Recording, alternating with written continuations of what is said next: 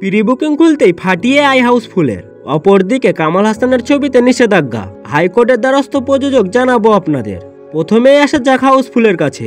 অক্ষয় কুমার অভিনীত হাউসফুল 5 ছবির অগ্রিম বুকিং এর ঘোষণা গতকাল পুনের একটি মলে করা হয়। এই প্রচারমূলক অনুষ্ঠানে ছবির অভিনয় শিল্পীদের সঙ্গে প্রযোজক ও পরিচালক উপস্থিত ছিলেন। সকলেই ব্যাপক উৎসাহের সঙ্গে জানিয়েছেন যে ছবির টিকিট বুকিং শুরু হয়ে গেছে। ফলে অগ্রিম বুকিং শুরু হওয়ার সঙ্গে সঙ্গে শুরু হয়ে গিয়েছে অগ্রিম টিকিট বুকিং। রিপোর্ট অনুযায়ী প্রথম দিনে 24,000-এর বেশি টিকিট বিক্রি হয়েছে। হাউসফুল 5 ছবিটির প্রথম দিনে 7,598টি টিকিট বিক্রি করে 90.88 লক্ষ টাকা অগ্রিম বুকিং করেছে। এই সংখ্যাটি ব্লক বুকিং বাদে, যার মোটাই 2.97 কোটি টাকা। আর সব মিলিয়ে হাউসফুল 5 অগ্রিম বুকিং এ 3.88 কোটি টাকা আয় করে ফেলেছে। হিন্দি সিনেমার ইতিহাসে এটিই প্রথমবার যখন কোনো ছবির দুটি ক্লাইম্যাক্স মুক্তি পাবে। বুকিং এর সময় হাউসফুল 5A এবং হাউসফুল 5B দুটি অপশন পাওয়া যাবে।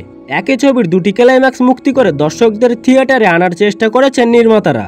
অপরদিকে কামাল হাসান অভিনীত থাগ লাইফ সিনেমা রিলিজে নিষেধাজ্ঞা জারি হয়েছিল। সেই নিষেধাজ্ঞার বিরুদ্ধে কর্ণাটক হাইকোর্টের দ্বারস্থ হলেন চলচ্চিত্রটির প্রযোজক। 5 জুন মুক্তি পেতে চলেছে থাগ লাইফ বা ঠগির জীবন শীর্ষ নামের চলচ্চিত্র। তার মুখ্য ভূমিকায় অভিনয় করছেন দক্ষিণী সুপারস্টার কামাল হাসান। কর্ণাটকে চলচ্চিত্রটি রিলিজের বিরুদ্ধে কর্ণাটক চেম্বার অব কমার্স যাতে কোনো ব্যবস্থা নিতে না পারে এই আবেদন করে হাইকোর্টে গেল সংশ্লিষ্ট প্রযোজক সংস্থা। 1952 সালের সিনেমাটোগ্রাফ আইন অনুযায়ী চলচ্চিত্রটি প্রয়োজনীয় শংসাপত্র পাওয়া সত্ত্বেও ওই রাজ্যে চলচ্চিত্রটি রিলিজে নিষেধাজ্ঞা জারি হয়েছে।